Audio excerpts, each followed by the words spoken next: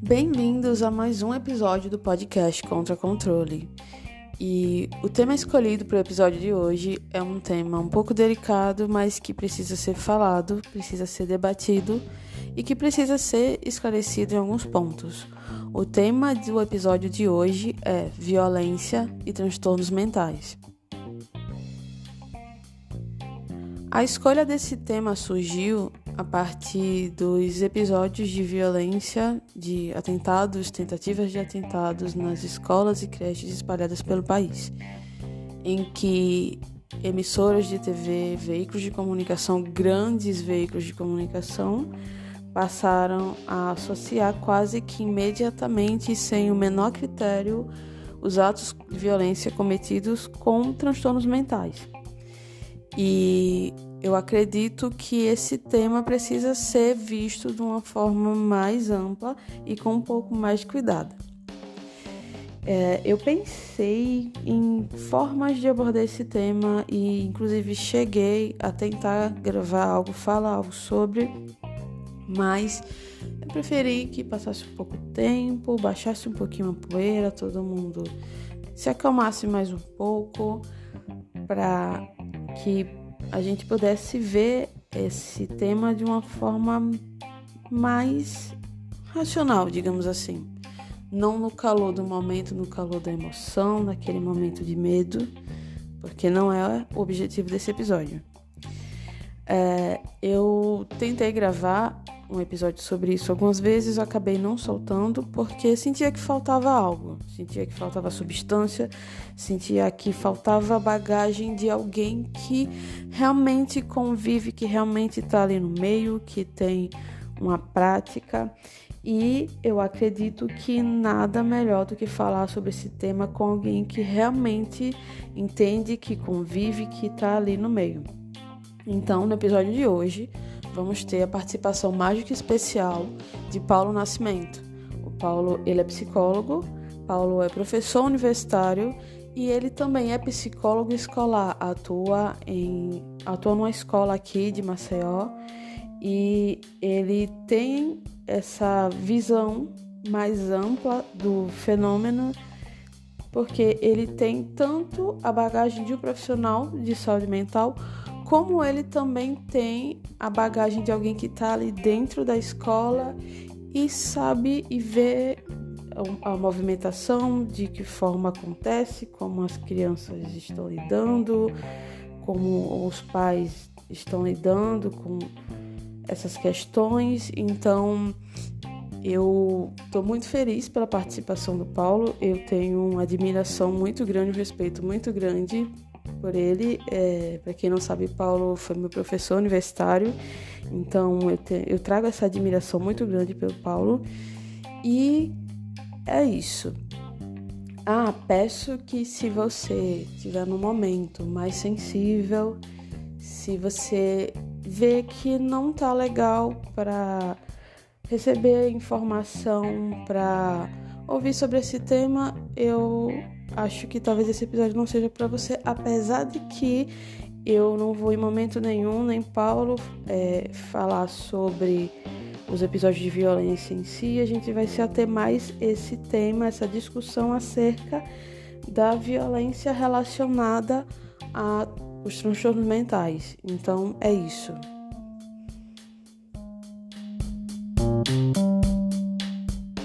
Olá, Paulo. Primeiramente, eu quero agradecer muito por você ter topado participar desse episódio, porque eu acredito que não tem pessoa melhor para falar sobre esse tema do que você, porque você tem tanto uma bagagem teórica como de vivência nesse ambiente escolar, nesse ambiente educacional, junto com todo o seu conhecimento acerca das questões de saúde mental. Quem já foi seu aluno, quem já viu alguma palestra, alguma apresentação, e quem também acompanha você nas redes sociais sabe que você vai lá, vem cá, tá trazendo esse tema, tá discutindo sobre esse tema de saúde mental, sobre essa conscientização acerca dos transtornos mentais, sempre tentando quebrar estigmas, quebrar preconceitos acerca desse tema. Então, assim, eu estou muito feliz pela sua participação e eu queria que você falasse um pouquinho sobre você para a gente, para quem está ouvindo, para saber um pouquinho sobre a sua formação, sua experiência profissional como psicólogo, um pouquinho da sua vida profissional.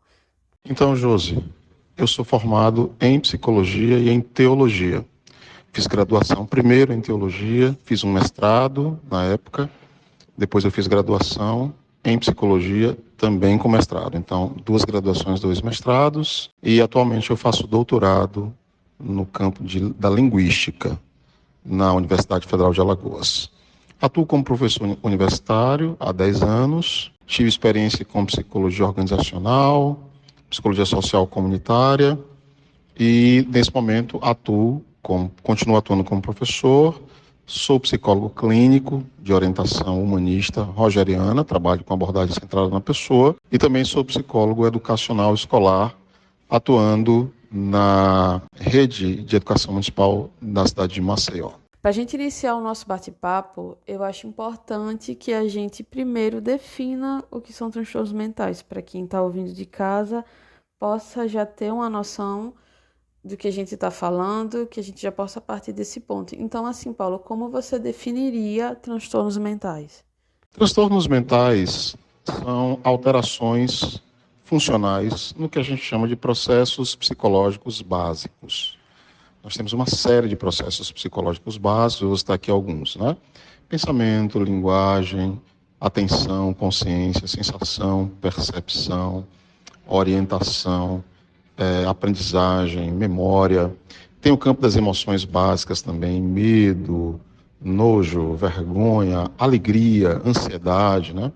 Então, todos esses processos que compreendem o funcionamento básico do psiquismo, né, cognições e emoções, são a base dos transtornos mentais. O que é um transtorno mental? É uma alteração funcional em algum desses processos. Agora, essas alterações, elas podem ser produzidas tanto por fatores de natureza biológica, predisposição genética, como elas podem também ser produzidas por fatores ambientais, por vivências, por traumas, né? E muitas vezes, na verdade, os transtornos mentais são oriundos da confluência desses dois fatores. Nós chamamos de fatores predisponentes e fatores precipitantes. Mas, em resumo, é isso. O transtorno mental é sempre, na sua base, uma alteração num processo psicológico, seja cognitivo ou emocional. Essa alteração tendo origem ou na biologia, ou no ambiente, ou na confluência entre esses dois fatores. Então, Paulo, quando começaram a sair notícias a respeito dos atentados nas escolas e creches, tanto em meios de comunicação oficiais como pessoas compartilhando na internet, houve uma associação entre esses episódios e transtorno mental. Às vezes as pessoas usavam o termo transtorno mental, às vezes usavam o termo deficiência mental. Então eu queria assim que você falasse um pouquinho para o pessoal de casa se existe diferença entre transtorno mental e deficiência mental, se é a mesma coisa, se são casos diferentes. Explica um pouquinho para a gente. Na prática, não existe diferença entre transtorno mental e deficiência mental. Na prática, é a mesma coisa, porque nós, oficialmente, o termo dos manuais é transtorno, né? Que é uma tradução da palavra inglesa disorder. Se a gente fosse traduzir literalmente, a gente deveria falar desordem mental. Mas aí, as traduções em português preferiram traduzir disorder, né? Desordem, do inglês, por transtorno. Eu acho essa uma tradução boa, uma tradução legal, porque ela aponta para uma natureza ampla da compreensão do fenômeno, ela ajuda a gente não circunscrever o fenômeno apenas na dimensão biológica. Então, o transtorno mental, como o termo nos ajuda a compreender, ele produz um transtorno abrangente, né? Um transtorno geral na vida da pessoa. Ele produz sofrimento para as suas relações, para a família, né? Então, na prática, não tem muita diferença entre transtorno e deficiência. Deficiência é uma palavra mais utilizada no senso comum, né? Existe um campo das deficiências, e aí essa palavra é tomada emprestada. Observando esses casos, principalmente os casos que aconteceram agora mais recentes, Você acredita que existe alguma motivação? E se sim, quais as motivações você observa entre esses indivíduos que cometem esses atentados? Você nota que existem fatores sociais e ambientais que podem contribuir para que essas pessoas decidam promover esses ataques? Se tem algo ali na nossa sociedade acontecendo que seja um terreno fértil para que esse tipo de coisa venha acontecer, se existe algo ali que venha dar esse gatilho, que venha dar esse impulso para que essas pessoas tomem a decisão de cometer esses atos de violência? Bem, essas motivações costumam ser muito variadas. Esses indivíduos são indivíduos que passaram por um leque, um conjunto de experiências traumáticas, um conjunto de experiências frustrantes e, infelizmente, alguns deles, né, porque todo mundo sofre, e, em certa medida, todo mundo passa por situações de frustração, de privação, de negligência, de sofrimento na vida. Mas por alguma razão, e essa razão é a razão que a gente continua estudando para conhecer, alguns desses indivíduos sintetizam essas experiências ruins que passaram na vida, canalizam, melhor dizendo, canalizam essas experiências na forma de ódio, né? Na forma de ódio dirigido a outras pessoas. Agora, na atualidade, existem alguns elementos de natureza social, cultural, que estão reforçando esses acontecimentos. A gente percebe, por exemplo, pelo menos no Brasil, na verdade em muitas partes do mundo, o aumento, né, da cultura do ódio, do discurso do ódio, da dificuldade de conviver com a diferença. Esse que é um elemento de natureza mais sociocultural, ele, quando se mistura com certas experiências biográficas, ele pode gerar esses episódios que a gente está vendo na escola, né? Então, essa pergunta é muito boa porque ajuda a gente a entender que a causalidade é sempre multifatorial. Tem sempre muita coisa que precisa ser investigada, conhecida, para que a gente possa, na medida do possível, remediar em relação às novas crianças e aos novos jovens. Nós não podemos isolar, por exemplo, os ataques às escolas de outros fatos violentos que a gente tem testemunhado. Vamos pegar aqui o recorte do Brasil. A gente tem testemunhado nos últimos anos uma escalada de feminicídio, de assassinatos contra mulheres. A gente tem testemunhado uma escalada de crimes de natureza racista, né, de natureza étnico-racial. Crimes que sempre existiram na sociedade brasileira, mas eram cometidos de maneira velada. As pessoas tinham vergonha, né, de assumir essas posições. Agora as pessoas têm orgulho, tem a internet aí em que surgem grupos que cultivam esses sentimentos de ódio, né, esses sentimentos destruidores. Veja, nos últimos anos tem crescido, por exemplo, as células de recrutamento neonazista no Brasil. Então, eu não separo, eu vejo os ataques às escolas nesse contexto geral do crescimento da cultura do ódio. Tem um elemento também da modelação do que acontece nos Estados Unidos, isso é inegável, né? Os Estados Unidos têm um histórico muito mais largo desses crimes, desses assassinatos, dessas chacinas em escolas, e isso tem sim um efeito modelador sobre o que está acontecendo no Brasil. Então, existem sim muitos elementos de natureza cultural produzindo esses acontecimentos.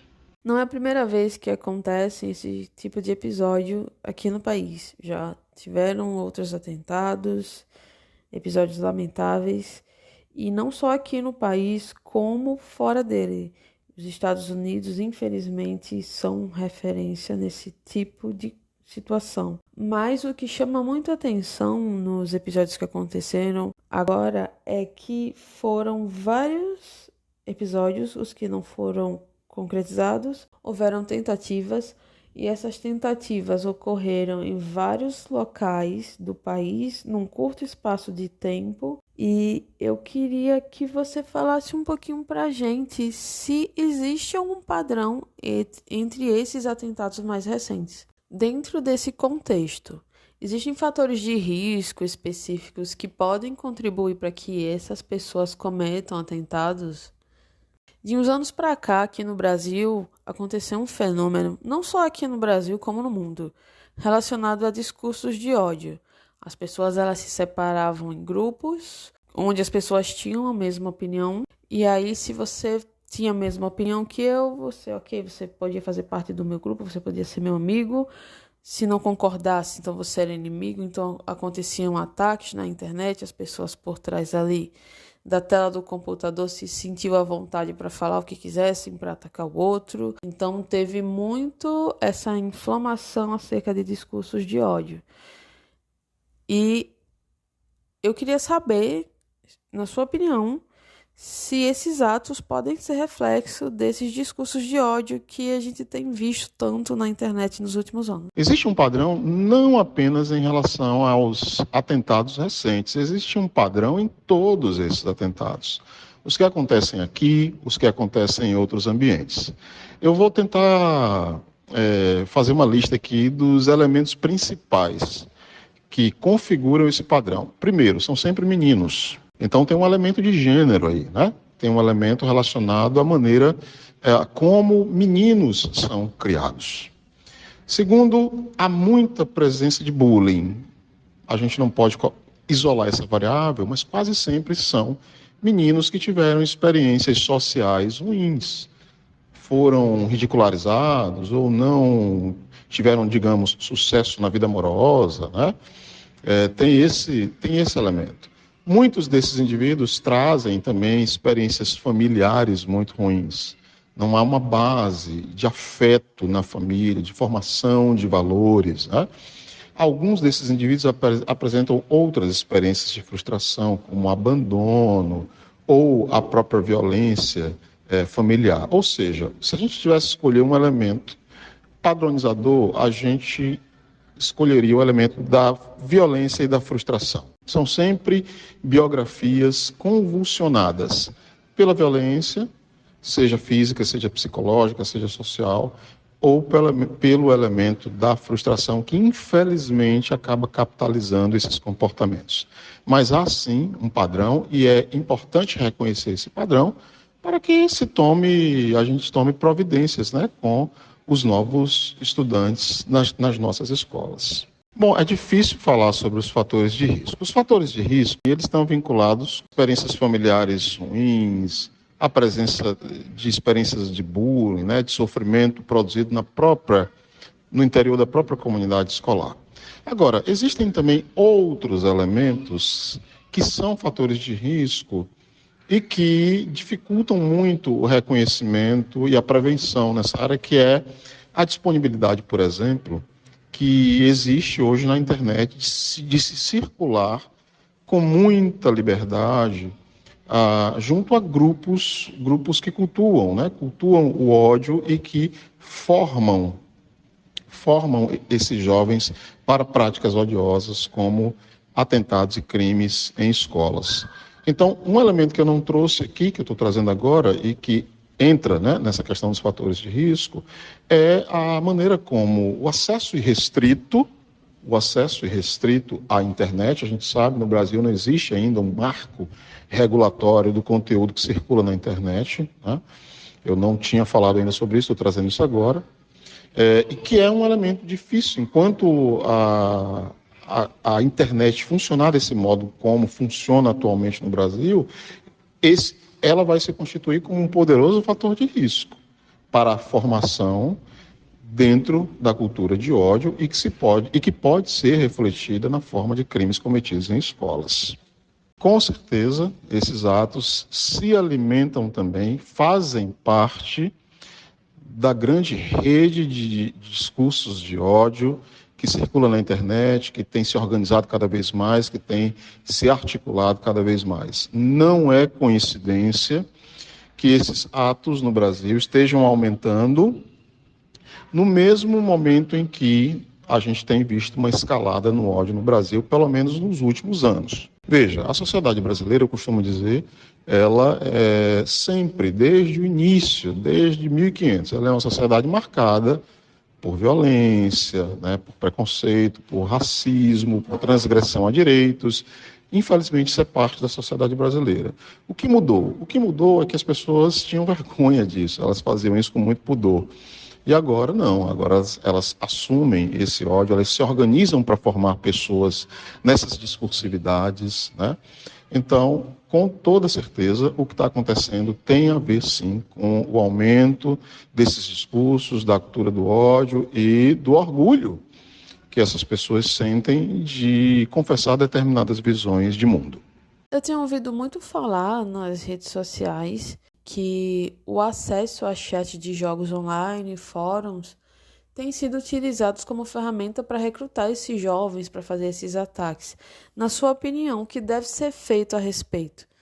Sim, o acesso irrestrito a jogos, a sites, a fóruns, a chats, eu entendo que na maneira como tudo isso está organizado hoje, né, se apresenta hoje, pelo menos no Brasil, nós vamos continuar tendo problemas.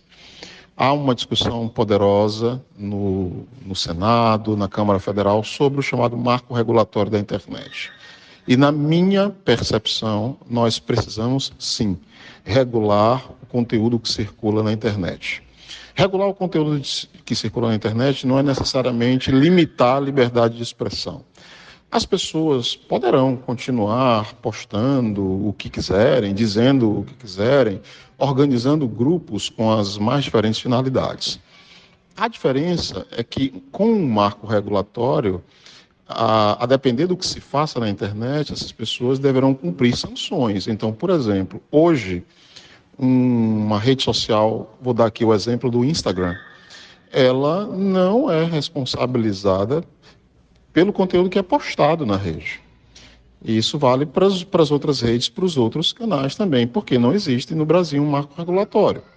Então, na medida em que punições, sanções, né, passam a ser oficializadas, eu acredito que isso vai, se não vai impedir, isso vai diminuir, isso vai restringir um pouco mais essa dinâmica, né, que a gente tem hoje, que é esse acesso aberto, explícito e restrito a conteúdos ruins que estão presentes na internet.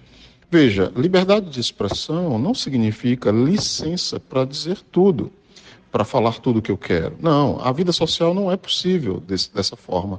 E se na vida offline eu não posso ofender uma pessoa, eu não posso dizer a ela tudo que eu quero, na vida offline, por exemplo, eu não posso cometer o crime de racismo porque eu cometo um crime e um crime afiançável, inafiançável, na vida online eu também não posso fazer. Então a gente tem essa dicotomia, né? A gente tem punição, a gente tem lei, a gente tem sanção para regular o que se diz e o que se faz na vida offline e não temos na vida online. Então a gente precisa avançar nesse sentido e, na minha opinião, eu sou absolutamente favorável de que haja um marco regulatório do que se diz e do que se faz na internet. Ah, e um adendo sobre essa questão dos chats de jogos online, dos fóruns, das redes sociais em geral.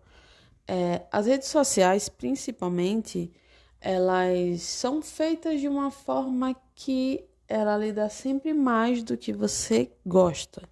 Então, quando você, por exemplo, no Instagram ou no TikTok, você interage com uma postagem, você passa um tempo olhando aquela imagem, você clica, você comenta, você compartilha.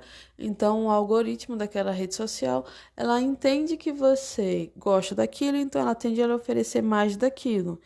O que nos últimos anos acabou fazendo com que as pessoas elas acabassem se separando muito em grupos, onde eu tenho uma opinião e tudo que eu vejo no meu ambiente me fala que a minha opinião é que é a correta, e daí vem o meu coleguinha ter uma opinião diferente da minha, então o meu coleguinha ele tá totalmente errado. Nossa, como assim? Ele pensa diferente de mim.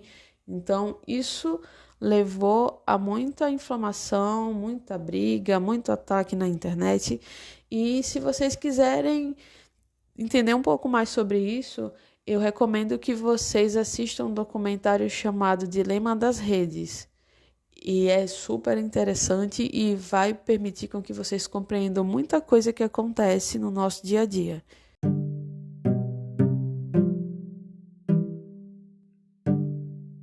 Psicofobia é um termo que se popularizou e hoje é utilizado para definir o medo ou preconceito contra pessoas que possuem algum transtorno mental. Então, Paulo, quando se fala em episódios de violência, automaticamente as pessoas associam a um transtorno mental, seja utilizando essa palavra ou sendo utilizando outras palavras menos rebuscadas como fulano é louco. Isso acontece não só para pessoas comuns, como também eu tenho notado que tem sido utilizado essas expressões em veículos de comunicação. E, às vezes, esses veículos são a única fonte de informação que algumas pessoas que têm menos acesso a conhecimento têm.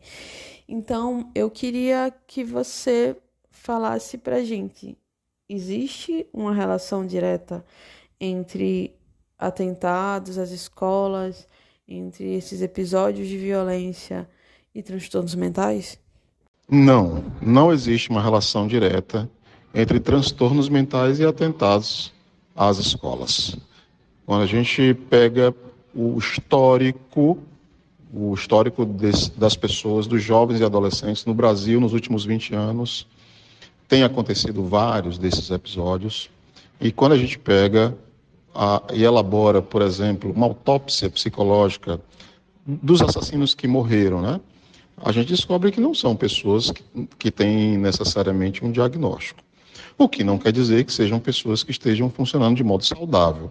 É óbvio que quem tem a capacidade de invadir uma escola, matar crianças, matar adultos, matar jovens e adolescentes, não está no seu funcionamento saudável. Essas pessoas estão, de alguma maneira, transtornadas. Mas isso não quer dizer que elas tenham um diagnóstico oficial de transtornos mentais. A gente tem que ter muito cuidado com essa associação, porque senão a gente naturaliza a relação, a gente estabelece uma relação naturalizada entre transtorno mental e periculosidade. Isso é muito injusto com milhares de pessoas que convivem com transtornos mentais e não são perigosas, né? A maioria dos crimes, na verdade, são cometidas por pessoas que não têm qualquer tipo de diagnóstico. Como essa atribuição quase que automática dos atos de violência a pessoas com transtornos mentais pode afetar a forma como a população enxerga essas pessoas? Você acredita que associar pessoas com transtorno mental a atos de violência pode criar uma onda de psicofobia? Pois é a atribuição direta, irrefletida, né, irresponsável desses atos a pessoas com transtornos mentais, ela pode acabar sendo muito prejudicial para o campo da saúde mental. Primeiro porque ela vai reforçar estigmas, rótulos que na verdade já existem, né? Estigmas e rótulos contra os quais nós que somos profissionais dessa área lutamos o tempo inteiro, sendo o principal deles o estigma da periculosidade, do pensamento do senso comum, que acredita que a pessoa com transtornos mentais em si mesma é uma pessoa perigosa. Isso é muito ruim. Isso é muito ruim porque isso pode se avolumar, isso pode crescer, pode ganhar corpo. E na mão, por exemplo, de um deputado, de um parlamentar, né, de natureza mais retrógrada, conservadora, digamos assim, isso pode se transformar em medidas administrativas, em projetos de lei que recuperem formas de tratamento arcaicos das pessoas com transtornos mentais. Em termos mais simples, isso pode recrudescer a maneira como a sociedade e a maneira como os próprios sistemas de saúde cuidam das pessoas com transtornos mentais. A gente conhece um pouco dessa história, a gente sabe que essa é uma história nefasta, essa é uma história marcada por muita dor, por muita violência, por muita transgressão aos direitos humanos, e a gente não quer voltar a esse tempo, né? Então, associar de modo restrito violência e transtorno mental tem esse perigo, pode causar esse prejuízo, esse anacronismo que nós não queremos. A gente quer continuar caminhando para frente a partir de um processo de humanização cada vez mais crescente dessas relações e do cuidado desses pacientes.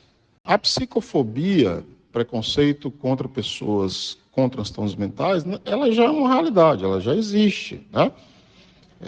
O estigma associado, entre aspas, à loucura é parte da história dos tratamentos dos transtornos mentais, das pessoas com transtornos mentais. Então, na verdade, essa é uma realidade que já existe.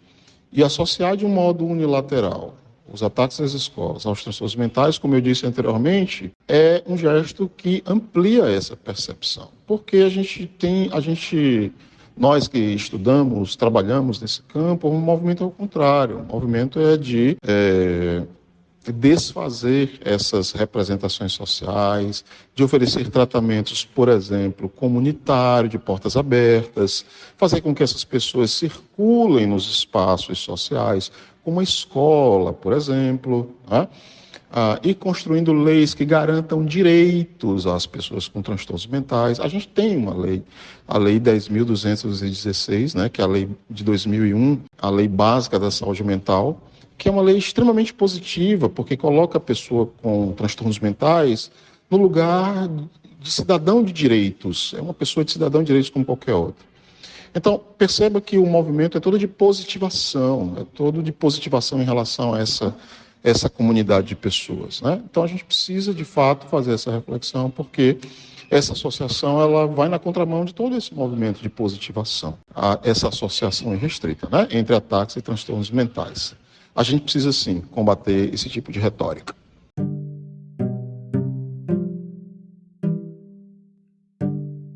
E é importante que a gente saiba que essa associação entre violência e pessoas com transtornos mentais não é algo que surgiu agora, não é algo de hoje. É algo que acompanha a nossa sociedade desde o início da formação dela e que vem se modificando, mas que ainda assim existem resquícios na sociedade em que a gente vive. Até pouco tempo atrás, as pessoas que possuíam transtornos mentais eram trancadas em manicômios, onde lá dentro elas acabavam sofrendo abusos, negligências, elas perdiam o direito a serem respeitadas como seres humanos, e muita coisa triste aconteceu a partir dessa visão em que a pessoa que possui transtorno mental, ela é uma pessoa que é problemática, que é violenta, que é perigosa e que precisa ser separada e afastada da sociedade.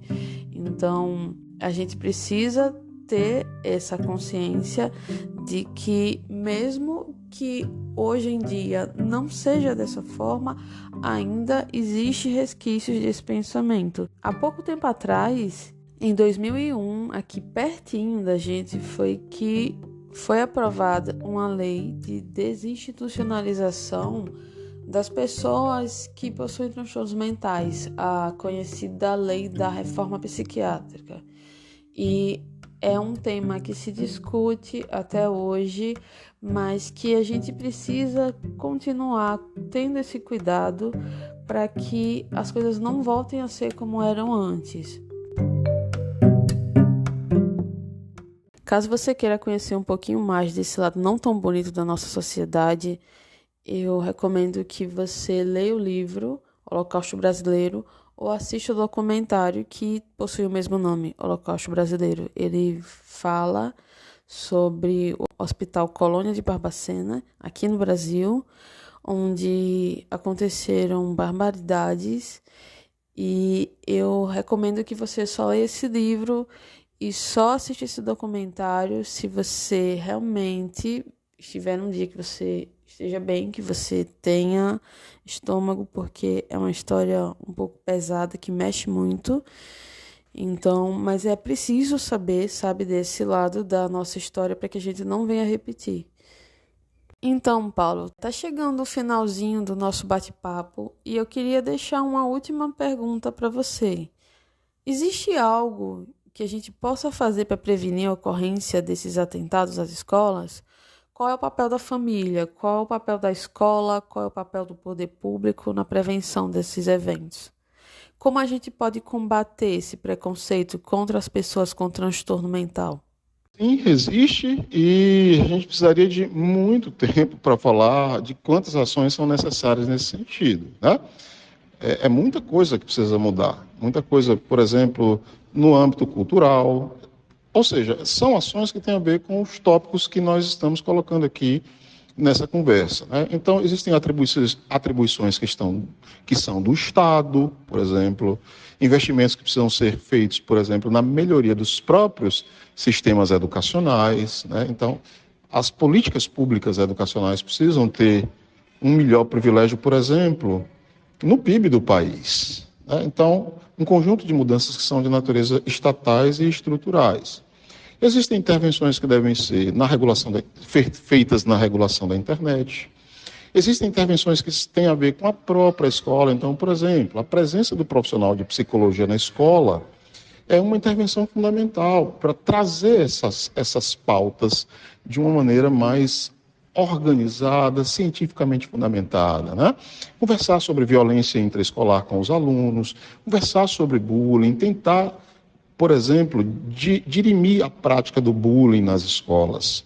Existe a própria conscientização das famílias, a escola pode fazer isso, ou seja, existe uma série de ações que, conjuntamente, podem ser realizadas, sim, no que diz respeito a prevenir essas ocorrências no espaço escolar. Olha, há muita coisa que a escola pode fazer. A escola pode fazer muita coisa diretamente com as crianças, educando, dando formação, por exemplo, no campo socioemocional. Esse é um trabalho que eu tenho desenvolvido na escola onde eu atuo, né? Ajudando no desenvolvimento emocional, falando com as crianças, por exemplo, sobre autoconhecimento, autocontrole, autogestão, sobre habilidades de relacionamento, sobre consciência social, né? Então, a escola pode investir nesse processo, e aí eu repito, a contratação de psicólogos educacionais escolares é um passo fundamental, embora isso não dependa apenas da escola, né? Veja que é intersetorial. Para ter psicólogo na escola, por exemplo, quem tem que contratar é o poder público, né? Então, essas ações elas não estão isoladas, elas são intersetoriais. A escola pode, sim, fazer muita coisa. Então, essa questão que eu coloquei. E uma segunda questão que eu colocaria é aproximar-se cada vez mais das famílias. A escola, muitas vezes, é um espaço onde as crianças falam, comunicam, não é? Dividem com professores, com diretores, com gestores, determinadas situações que elas não falam em casa, sobretudo situações de sofrimento. Então, a escola precisa fazer um esforço maior para trazer a família para dentro da comunidade escolar, montar projetos, montar cronogramas em que se dialogue com essas famílias e se cuide do desenvolvimento cognitivo e emocional dessas crianças de modo conjunto. Essa ação por si ela é poderosíssima para a gente contribuir com o crescimento, a produção de jovens um pouco mais saudáveis do ponto de vista emocional. Bom, o poder público tem muita responsabilidade, né? Como eu falei nas respostas anteriores. Repensar o orçamento da educação é fundamental, repensar a qualificação dos professores é fundamental, repensar a questão da própria segurança nas escolas. Isso não tem a ver com policiamento dentro da escola, certo? Existem outras alterações que podem ser feitas para tornar a escola um espaço mais seguro, e isso não tem a ver com policiamento. Vou repetir, acho que pela terceira vez, a questão da contratação de profissionais, psicólogos, psicólogas, assistentes sociais também, para trabalhar nas escolas públicas. Eu estou dando uma ênfase nisso porque no Brasil, infelizmente, existe uma tradição que fala da ausência da psicologia nas escolas públicas, né? E a gente sabe o quanto o papel desse profissional pode ser importante quando se trata de trabalhar com essas questões de desenvolvimento socioemocional. Então, tem muita coisa, algumas coisas, inclusive, já estão começando a sair do papel, impulsionadas pelos últimos acontecimentos. Bem, combater o preconceito contra pessoas com transtornos mentais é uma tarefa nada fácil, é uma tarefa difícil. Eu entendo que é uma tarefa de toda a sociedade, né? É uma tarefa de toda a sociedade, do poder público, dos profissionais da saúde mental e também da própria sociedade civil. Agora, a gente sabe que há níveis de conscientização diferente entre esses diferentes grupos, né? Então, psicólogos, psicólogas, médicos, psiquiatras, assistentes sociais, profissionais que trabalham, enfermeiros, né? Enfermeiros, enfermeiras, eu entendo que eles têm um papel muito estratégico no que diz respeito ao combate à psicofobia. Eles têm um papel muito estratégico. Eles podem fazer isso em diferentes lugares de atuação e usar, inclusive, as redes sociais, né? Para chamar a sociedade a essas reflexões, conversar com as pessoas sobre essas questões. Nós temos tido no Brasil uma tradição de, em meses específicos, refletir sobre as questões de saúde. Então, por exemplo, janeiro é janeiro branco, em que a gente fala, né, de saúde mental, setembro é setembro amarelo, a gente fala da questão do suicídio, existem outros momentos em que esses profissionais podem construir estratégias de diálogo com a sociedade. Eu, particularmente, tenho feito isso é uma das ênfases do meu trabalho, combater a psicofobia e desnaturalizar essa relação que já existe entre periculosidade, entre violência e pessoas com transtornos mentais. O episódio de hoje chegou ao fim e eu fico muito feliz que você tenha ficado comigo até agora. Eu espero que o episódio de hoje tenha somado de alguma forma na sua visão, na sua percepção, nas suas opiniões acerca desses temas, como violência, psicofobia, e também tenha chamado um pouco da sua atenção acerca da questão do acesso restrito à internet e a redes sociais por crianças e adolescentes. Eu espero te encontrar no próximo episódio e eu preciso agradecer novamente a participação do Paulo. Paulo, muito obrigado pela sua participação, porque sem ela não seria possível fazer esse episódio, abordar esse tema de forma tão assertiva, e eu espero que você possa voltar em outras oportunidades para a gente conversar sobre outros temas e que você possa enriquecer os episódios com toda essa sua bagagem, com todo esse seu conhecimento, e eu fico muito feliz pela sua participação, agradeço muito. Então, gente, até o próximo episódio.